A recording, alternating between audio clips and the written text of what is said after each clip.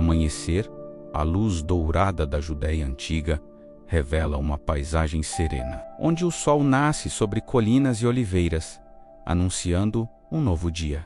Sobre uma mesa rústica, velas tremeluzem, iluminando pães ázimos e vinho, símbolos de uma promessa ancestral. Uma expectativa solene paira no ar, enquanto a luz das velas ilumina os rostos em contemplação. No entardecer, uma cruz solitária se ergue em uma colina, testemunha de um sacrifício grandioso. O céu se pinta com tons dramáticos de laranja e roxo, refletindo a magnitude do momento. Aproximamo-nos da entrada vazia de um túmulo, de onde emana uma luz brilhante. Flores vibrantes e requiem descebracodas adornam o local, revelando a ausência que se tornou a maior das presenças. Um campo de flores silvestres se estende sob um céu claro e azul. A brisa suave move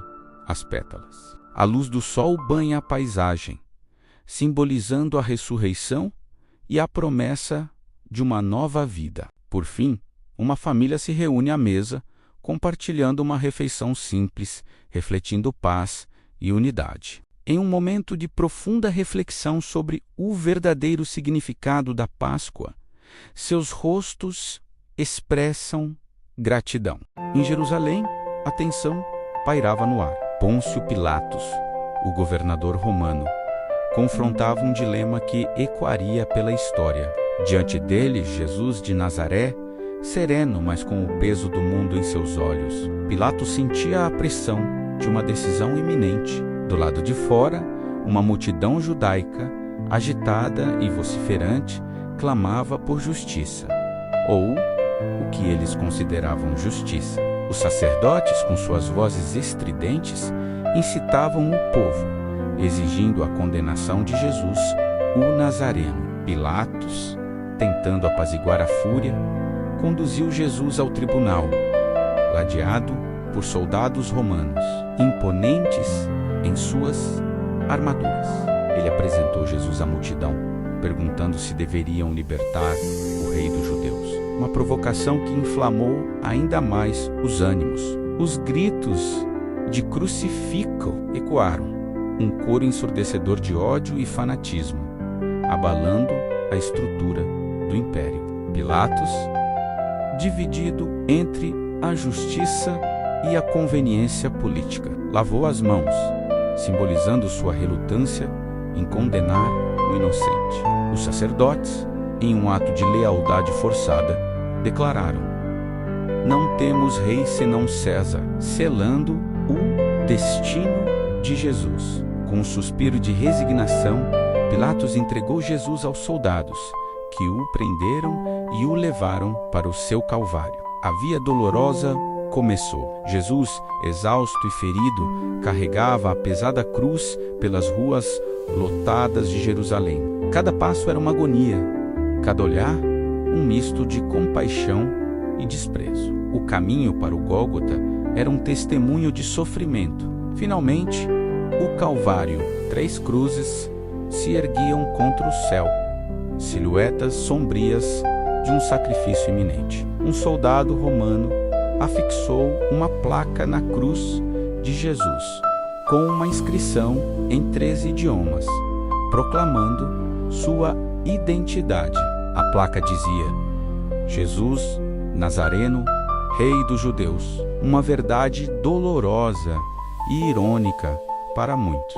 A multidão observava as muralhas da cidade ao fundo, enquanto o destino de um homem mudava o curso da história. Os sacerdotes discutiam a inscrição, indignados com a proclamação. Pilatos, porém, manteve-se firme em sua decisão. O que estava escrito, estava escrito. A autoridade romana havia falado, e o sacrifício estava consumado.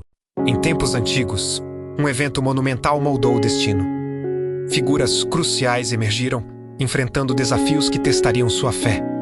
A tensão cresceu, culminando em um clímax inesquecível. Suas ações ecoaram através da história, deixando um legado de profunda reflexão.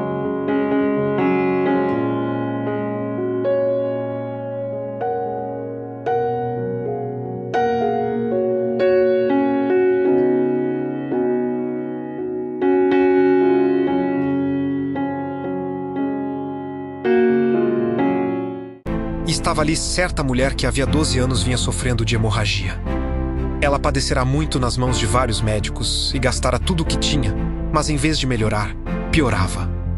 Quando ouviu falar de Jesus, aproximou-se por trás dele, no meio da multidão. Ela pensava, se eu tão somente tocar em seu manto, ficarei curada. Imediatamente a hemorragia parou e ela sentiu em seu corpo que estava livre do seu sofrimento. No mesmo instante, Jesus percebeu que dele havia saído o poder.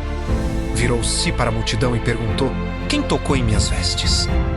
Os seus discípulos responderam: vês a multidão te apertando por todos os lados e ainda perguntas: quem tocou em mim? Mas Jesus continuou olhando ao redor para ver quem tinha feito aquilo. Então a mulher, sabendo o que lhe tinha acontecido, aproximou-se tremendo de medo e prostrou-se aos seus pés, contando-lhe toda a verdade. Ele lhe disse: nossa filha, a tua fé te curou. Vá em paz e fique livre do seu sofrimento. Em uma tarde ensolarada, às margens do mar da Galileia, uma vasta multidão se reunia para ouvir as palavras de Jesus Cristo. Milhares de pessoas, famintas por esperança e ensinamento, seguiam-no, mas o dia avançava e a fome física começava a apertar. Os discípulos, preocupados, aproximaram-se de Jesus. Mestre, é tarde e não temos como alimentar tanta gente, disseram. Jesus, com calma, perguntou: o que temos para oferecer? A resposta parecia desanimadora diante de 5.000 homens, além de mulheres e crianças. Então, um discípulo trouxe um menino.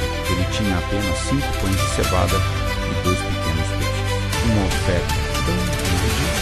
Jesus pediu que todos se sentassem na grama verde. Uma cena de expectativa e fé se formava sob o céu aberto.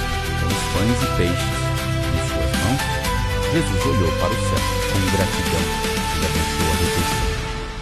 Um ato de fé profundo. Então, ele partiu os pães e os entregou aos discípulos, que começaram a distribuir à multidão faminta. O milagre se desenrolou diante de seus olhos. A comida se multiplicava e todos comiam até ficarem completamente satisfeitos. Após a refeição, os discípulos recolheram 12 cestos cheios de pedaços que sobraram, um testemunho da abundância divina. Este milagre nos ensina que Deus pode multiplicar o pouco que temos. O que entregamos a Ele, por menor que seja, pode se tornar abundante. Jesus se importa profundamente com nossas necessidades, tanto físicas quanto espirituais, demonstrando compaixão em cada ato, e a gratidão precede o milagre. O agradecimento de Jesus a Deus antes da multiplicação nos lembra da importância de um coração grato. Os pães eram de cevada, um alimento simples, comum entre os humildes. Deus usa o que é simples para realizar o extraordinário. Que esta história inspire você. Deus pode fazer muito com o que você tem hoje. Nas mãos dele, o pouco se torna mais que suficiente.